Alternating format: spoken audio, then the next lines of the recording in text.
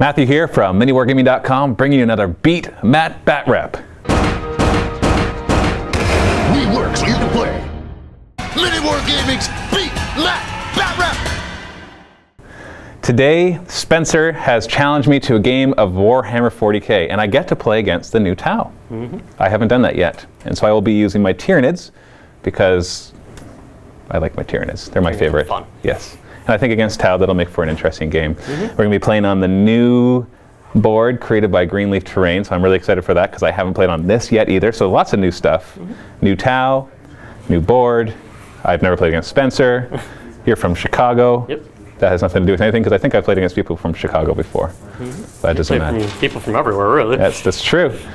So let's take a look at the armies as well as the deployment. We're going to start by taking a look at Spencer's Tau army. It's a nicely painted army here.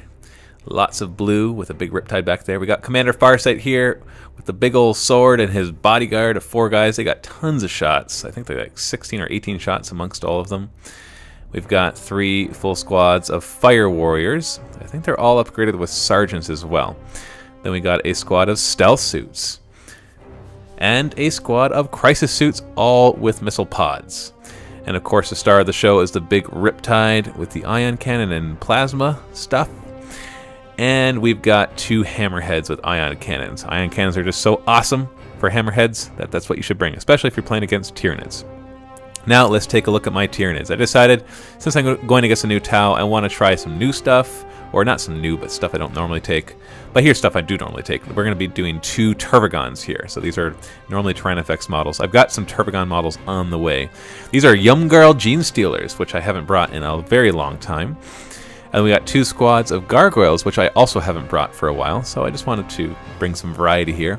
Got 2 separate Venom Thropes. They are each a squad of 1, because I had the slots, so why not? And then we've got a bunch of Hormagaunts. Now these are upgraded both with toxin sacs and adrenal glands. It makes them rather expensive, but very, very powerful. And then 3 Biovores, something I don't normally bring, but I think will be effective against at least the Fire Warriors as they do these large Strength 4 AP4 blasts. We are using a new table that was created by Greenleaf Terrain for the new studio. So this is part of the fundraiser, so you can see there's lots of cool stuff here. Of course, we've rearranged the buildings to change it up a little bit. And we are going to be playing the scenario with the, I think it's the Big Guns Never Tire. So the heavy support choices can take objectives. And there's D3 plus 2 objectives. There ended up being 4 objectives on the board. And you'll see those in a second. One of them is right in that building, the green thing that you see right there. One of them is in the other building on the opposite side, and the one across the way. And I think there's one in the middle as well. So either way, we rolled off, and I got to decide who went first. I think I got to decide who went first. This game was actually about a week and a bit ago. A week and maybe almost 2 weeks ago. So I can't remember if I won the roll-off and decided to go first, or if he won the roll-off and decided I should go first. Either way, I am going first. I have a ton of guys to put down. This is much of a swarm army because we have all the Hormagaunts and Gargoyles, and then we've got the 2 Tervagons who will hopefully spawn lots of Termagants. And then he deploys on his side. And he's got his 2 hammerheads side by side ready to just deal with the pain, with the Riptide over on the other side and surrounded by Crisis Suits and Fire Warriors. Now the big thing that I'm going to have to be concerned about, because I've never played against a new Tau, is their new Overwatch rules. Basically it allows any other unit within 6 inches to also Overwatch fire. Only once per turn, of course, so it's not like they're going to be able to do it for everybody who gets charged. But it does make them a lot more survivable, because if I decide to charge one group of lone Fire Warriors, all of a sudden there can be another group of Fire Warriors opening fire. Crisis Suits, the Riptide, all these guys have the rule except for the Hammerheads. We roll off, and he does not steal initiative, and I neglected to say that there is night fighting the first turn. So we're trying to put Endurance in some Hormagaunts, and I fail that miserably. And so we're going to put Endurance and Hormagaunts from the other Tervagon. They both rolled on the Biomancy table. And I rolled a 6 and a 1, so they make it just fine.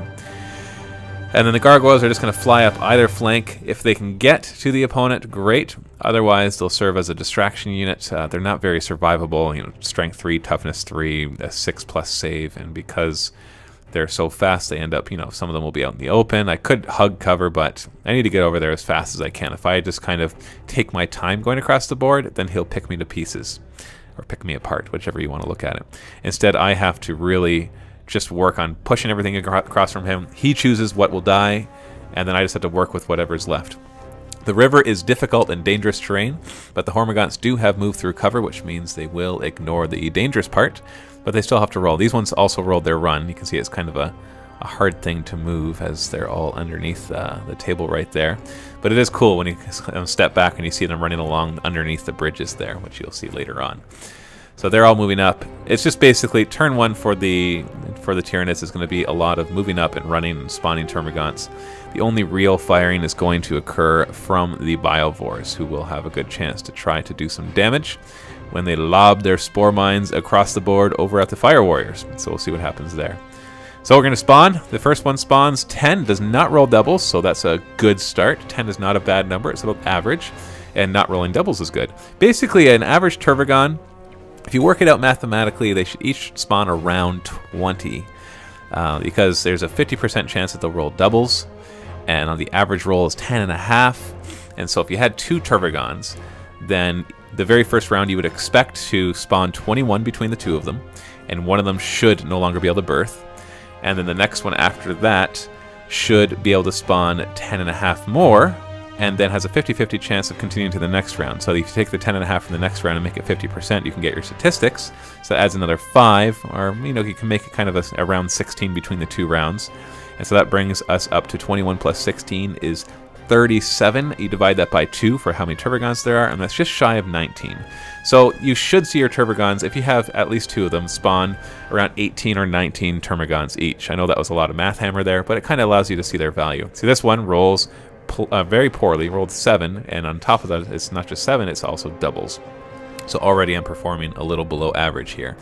But still, considering that the Tervagons are just a little over 200 points, and on an average they should spawn about 100 points a Gaunts, you can't really complain. And I've had games where it's done way above average as well. But for the most part, I find that it does around the average. Never bring just one Tervagon, because you're guaranteed that the very first turn is just going to roll doubles.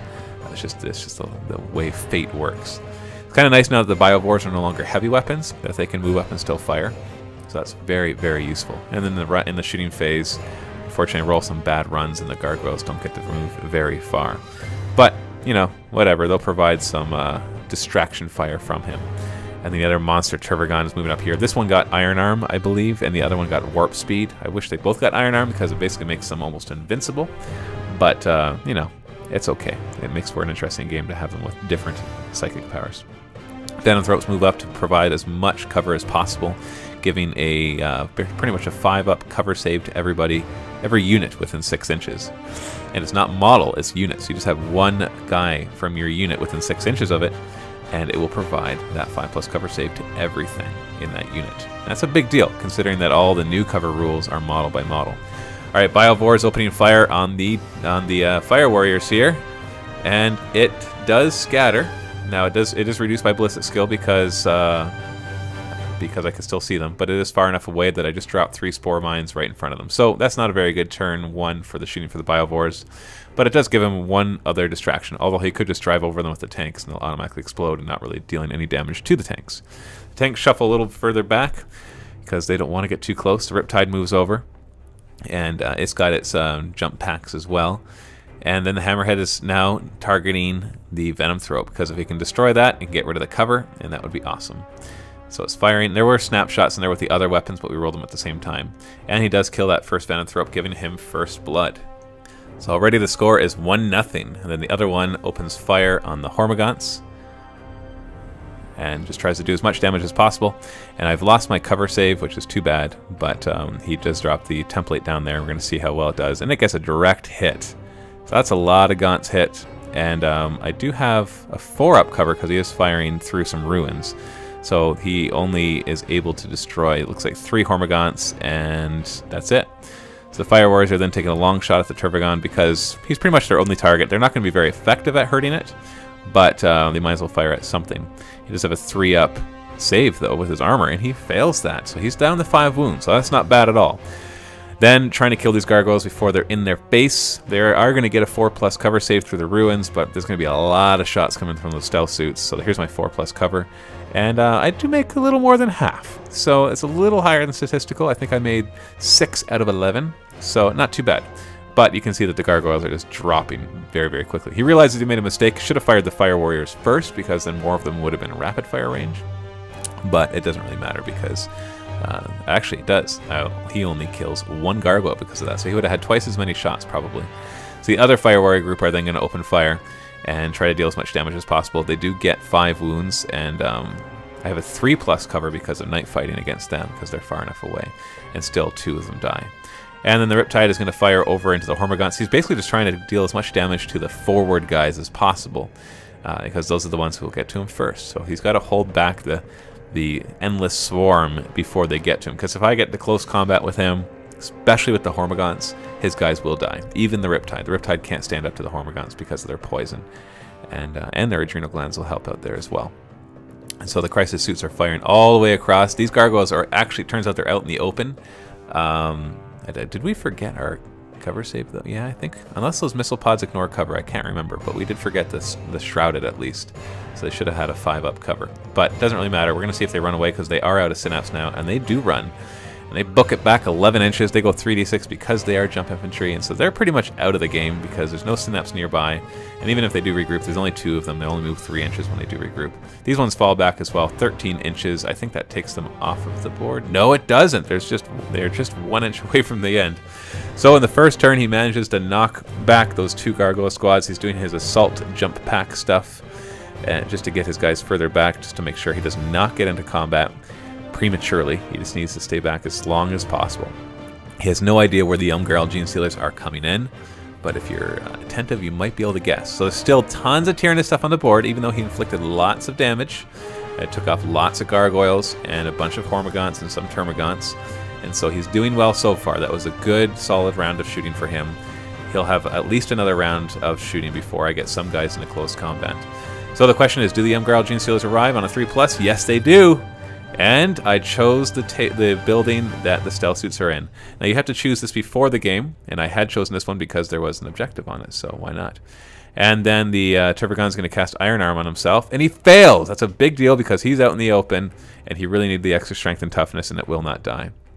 And then we're going to cast Endurance on him instead from the other Tervagon, and that makes it so he will have... it will not die comes from Endurance, not from Iron Arm. These guys do not regroup, and they fly another 10 inches, which takes them off the board. And these guys do not regroup either, and they're 1 inch away from the board, so they're going to fly off no matter what I roll. I'd have to roll less than 1 inch on 3 dice, and that's impossible. These guys test for instinctive behavior, and they fail it, so they're going to have to lurk, which is fine. That's what I would do anyways with them. These guys do their random movement, so you roll a scatter die and a d6, and they have to move in that direction. If you roll a hit, you get to choose the direction, and if they come within 2 inches of an opponent, then they explode. If they come in base contact with your own, they just get removed. And then everybody else is just going to advance, getting ready to weather the storm. They try to provide each other as much cover as possible. They just gotta, it's a numbers game here. I've got to have as many survive as possible. So Venthroat moves over there. These guys who are lurking just move into the building. That's what they're going to do anyways. And thankfully, and the Biovores actually were within synapse range, and that's the important one, because I don't want them to fire at the nearest. I want them to be able to choose their target. So this Tervagon moves up into that terrain.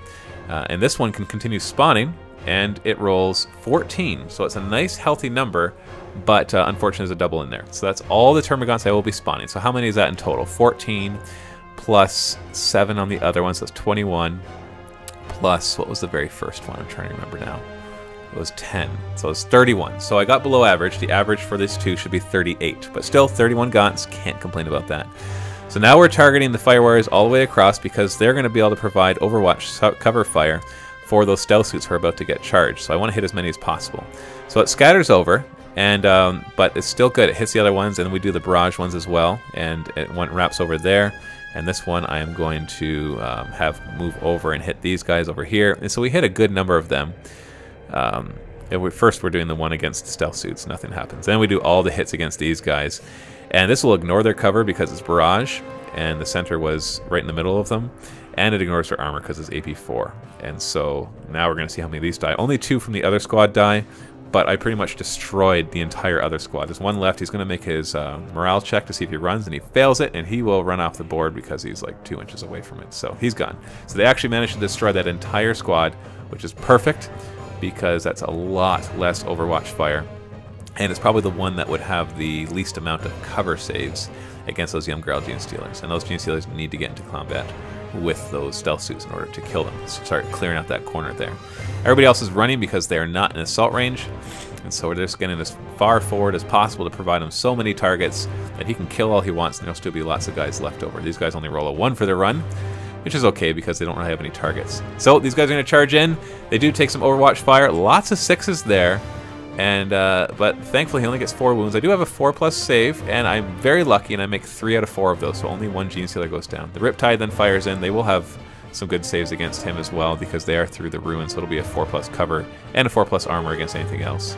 And so that's all that he manages to do, and the rest of the Gene Stealers run in. And they had taken the +1 toughness adaptation. They get to choose one at the beginning of every assault, and it lasts for that assault. They took the extra toughness to survive the Overwatch. And they're charging in there, and you can probably guess what's going to happen. And my preference would be that 1 stealth suit would survive, because then they can't be fired at.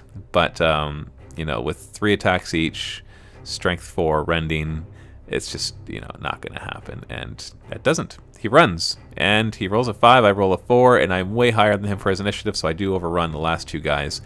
Like I said, the best case scenario was that just one of them survived. That way in his assault phase, on his turn, I kill him.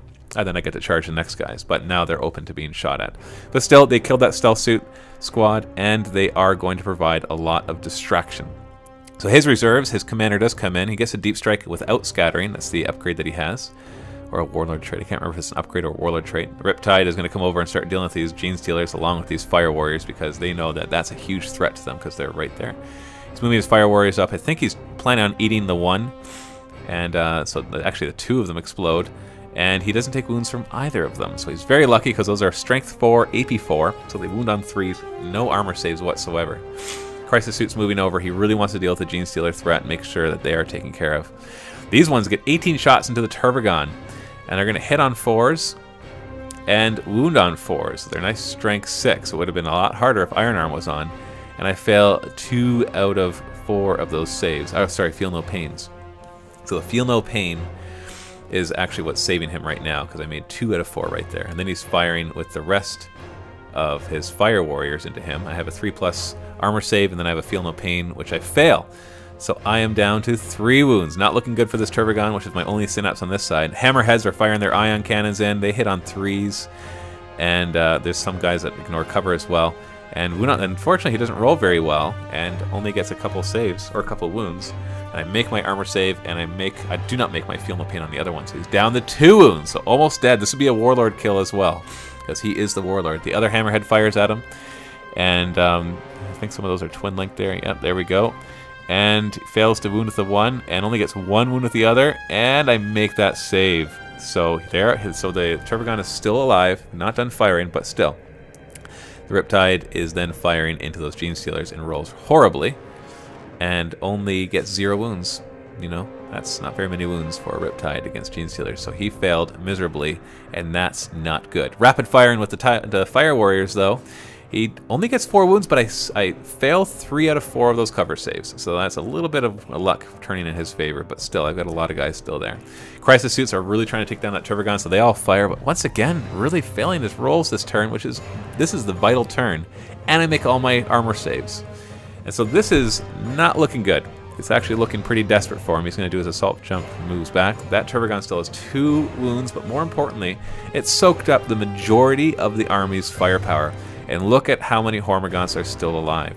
So that bit of bad luck, that whole bunch of bad luck for him, is actually going to get him into a lot of trouble. He's definitely not out of it yet, especially with Overwatch, and a lot of my little guys are going to have a hard time against his commander and stuff. But yeah, let's see what happens in turn 3. So I'm going to try to cast Iron Arm on myself again. This is very important. I do make it. I get D3 extra strength and toughness, and what do I roll? 1. 2's a 1. So I only get 1 extra strength and toughness, but still, toughness 7. That'll help. And then I'm going to put endurance on him as well, and I make that. So that's a very, very strong Turbogon, but he's going to need it against the Overwatch fire and then the combat against the commander with his posse. The Gene Stealers then run through this terrain to get out in the open as much as possible. It will cost them their cover save, but thankfully against the Tau Fire Warriors, they'll still get their 4+ armor save. And yeah, so we're moving the random Spore Pods as well. They're really not doing anything I want them to. They're just kind of shuffling back and forth, just kind of mindlessly, aimlessly. Everybody else is running up as fast as they possibly can with the Venom Throat providing cover. These guys are coming out from underneath the bridge, lots and lots of Hormagaunts, and these ones are actually, they ran back to grab the objective because I realized that we're starting to get later into the game. Turn 3 is where the real stuff happens. Biovores are firing into the Fire Warriors here, and they miss, but since it's a barrage, this can actually be a good thing because I roll an exact hit, so I can flip it back and hit them. And then I roll for the other one, so that's a lot of guys hit. And it goes the other way, but that's still going to hit a few of them as well. So lots and lots of hits, and I failed a lot of those 3+, but still, there's only 3 guys left. And so that decimated that squad as well. Well, more than decimated, because decimated is only destroying 10%. But that's a whole other conversation.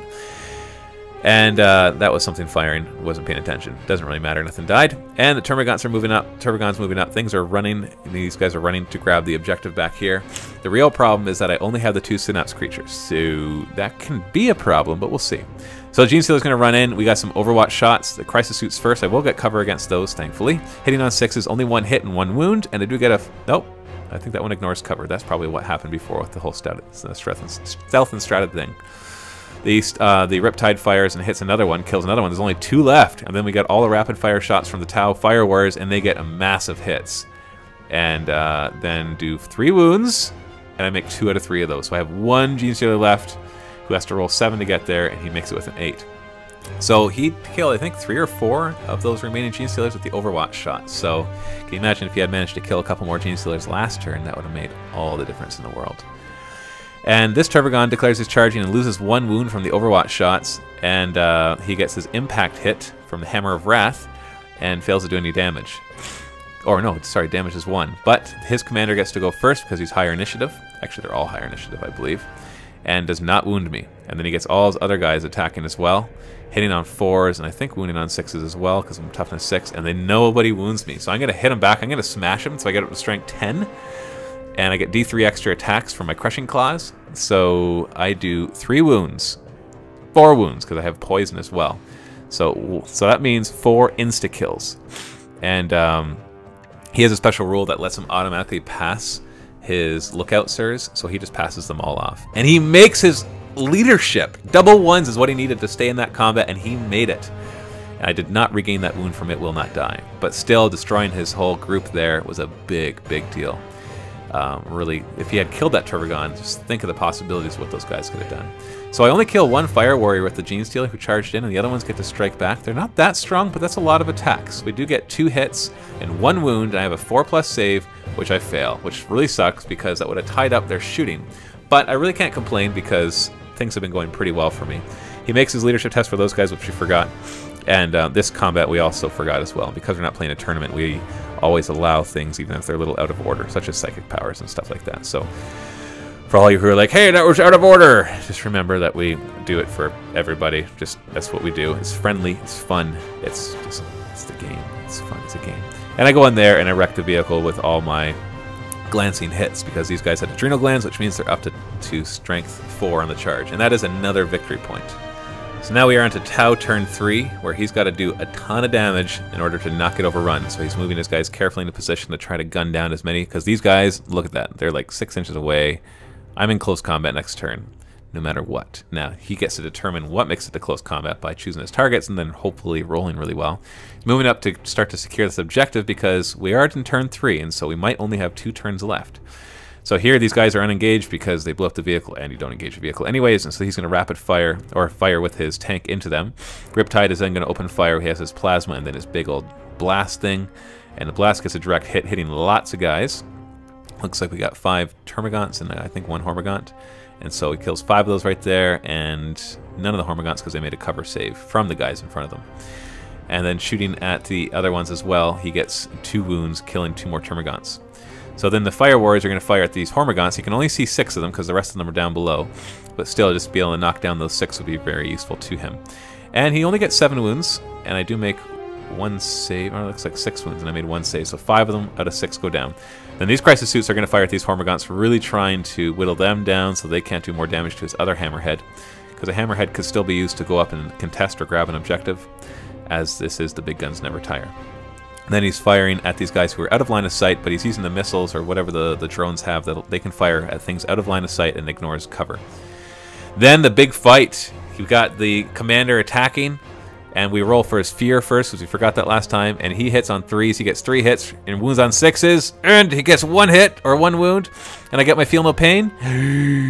I fail it. The Tervagon is dead. That is a kill point, and his commander will live to go and fight something else. Well, not exactly a kill point, but it is a warlord kill, which gives him another victory point. And then we've got some a leadership test on these Hormagaunts because they're now at a synapse because that Tervagon is a little too far away, and they did run back. Now they will be in synapse next turn, but they'll only be able to move 3 inches. So you can see he managed to whittle down a lot of Tyranids. A lot of Tyranids were killed there. That commander being alive there, he's going to be able to disrupt this back end here because these Biovores, since they're heavy support, and those Termagants because they're scoring, can hold that objective. So still a lot of Tyranids on the board, but a lot of them are back, and so he's not in as bad shape as he could be. But yeah, instinctive behavior, they make it, which is a big deal because then they'll fire at something I want them to fire at rather than firing at the nearest thing, which would be the commander. And then these guys are going to be, the one spore mine is going to move randomly. And these Hormagaunts jump up. Now they've been significantly reduced in size. There used to be 15 and now there's like 6 or 7. And I'm going to cast Warp Speed on myself because that's what he got. And he will get plus D3 speed or initiative and attacks, but it's more the fleet that I was worrying about because then he'll be able to re-roll his charges, which will really help. And these guys are going to move. We rolled their run at the same time because it wouldn't be affected, to grab the other objective and provide support to that one as well in terms of assaulting those guys next turn. These Hormagaunts are spreading out so they can't get hurt by big blasts as much. These Hormagaunts regroup, but they only get to move 3 inches, and the Venomthroat's going to stick around back here to provide the cover support. Biovores, they're going to fire over here, targeting the Riptide, but really trying to hit those suits. And I get a direct hit, and then the other one goes over and hits the Crisis suits, and the other one goes over and gets what I really wanted, which is all of these Fire Warriors. So bad news for him, because that's a lot of wounds, and he doesn't get saves against those. And those are the guys who can grab objectives. But he does have 3 left, so he's not out of this yet. And I'm trying to wound the Riptide, which doesn't work, and then I hit 1 Crisis suit, which does not get wounded either. This Tervagon then fires at the Riptide with his guns because he's going to charge him. He hits him 3 times, but no wounds. And then these Fire Warriors got to see if they run away, and they do. So they're off the board too. So that's the second group of Fire Warriors who is completely gone. So charging the Riptide, he is going to Overwatch, and he hits twice. He gets a Twin Link there, but still only 2 times. He's not going to kill him because that Tervagon's still at full health. And I do make my armor save as well, but the other guy ignores armor and takes down a wound. So we got to try this charge. We got to move 10 inches, and I roll double 6s, so that was pretty good. And that, just so you know, that ground around the building is not difficult terrain. That's just a footprint of the building. And then he gets to Overwatch against the other guys who are deciding to charge in. Actually, let's see what happens there. Let's see, he's re-rolling. What's going on? Come on. Oh yes, this is their charge distance because they have fleet. So they failed to hurt any of the Hormagaunts there, but the Hormagaunts didn't get to go too far. And then that one lone Termagant's going to charge in as well, and he makes it. Because he'll have Furious Charge, and he'll have Poison, which is great. So he hits once, and he actually wounds the Riptide, but he makes his 2+ save. That would have been funny if he lost it to that. Riptide is then going to smash the Tervagon to try to do as much damage as possible, hits him once and wounds him once, ignoring his 3+ armor, bringing him down to 4 wounds. Tervagon then hits back, and he smashes, returns the favor, gets an extra D3 attacks, it's +2 attacks, hits on 3s, and sucked there, but at least got 4 wounds. And he failed 4 saves. 4 of his 5+ invulnerable saves. Now, does he run away? He does. The Riptide runs away, and it's off the board. It's completely dead. I couldn't believe when I saw that. It's just like that. The Riptide is dead. So really not looking good for the Tau. They're not completely out of the game yet. You never know what happens until you see what happens, especially because these Crisis Suits actually killed most of the Hormagaunts there. And those Hormagaunts were just in the 3-inch range to get into combat. If they had killed like 1 more of them, then I wouldn't have been actually able to fight them because I would have been too far away, and that would have sucked. So wounding them on 4s, re-rolling because they're at strength 4 right now. And he's got a 3+ save, and he loses 3 wounds. And there's 2 wounds on each of them, so that means he loses 1.5 guys. I think that ties combat, or he wins combat. Either way, it doesn't work. It doesn't matter because I'm fearless. So in his turn, his commander jumps up and says, "This objective is not yours!" So he's already contesting it, but he's also going to try to kill those guys. Decides to move really fast as this Hammerhead to try to come up and contest the other objective in the next turn, because next turn could be it. Then firing at the Biovores. Does wound 1, but just 1. which is too bad. But he'll be able to charge them as well. These Fire Warriors then attacking at rapid fire range against these last 3 Hormagaunts. And they do get 3 wounds, it looks like. And I have a 5+ cover save, and I make all 3 of them to add insult to injury. So just not looking good for him. These ones will fire everything that's snap firing because he moved. And he does 1 hit and 1 wound, which I believe ignored cover because it was the missiles that hit. So we got to see if these guys run because they're once again out of synapse, and they make their leadership. They're insanely courageous, or just stupid, whatever you want to look at it as. The commander then charges. The Biovores cannot overwatch because they're blasts, and he then attacks and kills 1. But just 1. He could have done more damage, but he got unlucky again. So the dice are not favoring him, even though we're both using the same dice. And I hit back, and I wound him, and I even actually wound him. He fails that save. But he still wins combat, so I'm going to see if I run away. Will I run away? 5 or less. I don't, so I stay in combat. It's like the dice are laughing at him, saying, ha! No matter what you do, we'll just roll bad whenever anything could go well for you. So we're going to go back to this combat over here at the Hormagaunts against the Crisis Suits. The Hormagaunts getting to go first. Having poison really helps. And they hit on 3s, and I knock out another Crisis Suit. There's still 1 left with his 1 wound, so he's going to strike back at the Hormagaunts, hopefully doing enough damage, but doing none. So he's got to make a leadership test to see if he runs away, and he makes his leadership test. So everybody's courageous except for the Riptide and all the Fire Warriors that already ran off the board. End of turn 4. This commander is disrupting this control point, or this victory point, which is really bothering me. Just kind of like, what am I supposed to do? But hopefully the Hormagaunts, I'm just joking about that, by the way. Hopefully these Hormagaunts will be able to test for their instinctive behavior and make it so they don't just run off in any direction. Venom Throat fails his instinctive behavior. These Hormagaunts fail their instinctive behavior. That's actually good for Hormagaunts because then they get rage. They can still do whatever they want. These ones make it so they don't get rage, which is too bad. These guys would lurk if they fail it. And they fail it, so they'll have to lurk, so they'll have to run away from that guy. And then these ones are already in synapse, so they're just gonna move back to the other objective, getting ready to grab it. This Turbogon, I'm like, hey, I'm gonna go for that objective, and then wait a sec, no, I'm not. He's not a troop choice, so he can't take it. That Crisis Suit is probably dead. Really, we're just at this point. I don't know. We're just gotta see what the Fire Warriors can do because these I don't know. It's just not a lot they can do. So these Hormagaunts decide not to go for the commander, just because we're at turn 5 and there's not really much time left for him to do it. And he's quickly running out of scoring units, and I still have lots of scoring units, so that's not looking good. That Turbogon runs just to get back so he can give that 1 Turbogon Furious charge and feel no pain. And these ones charge into these Fire Warriors, who did not... Oh yeah, because they overwatch against a Venom Throat, so that was it. And the other ones are charging the Hammerhead but fail. Which is too bad because they would have destroyed it with rage. Like really, really destroyed it with rage.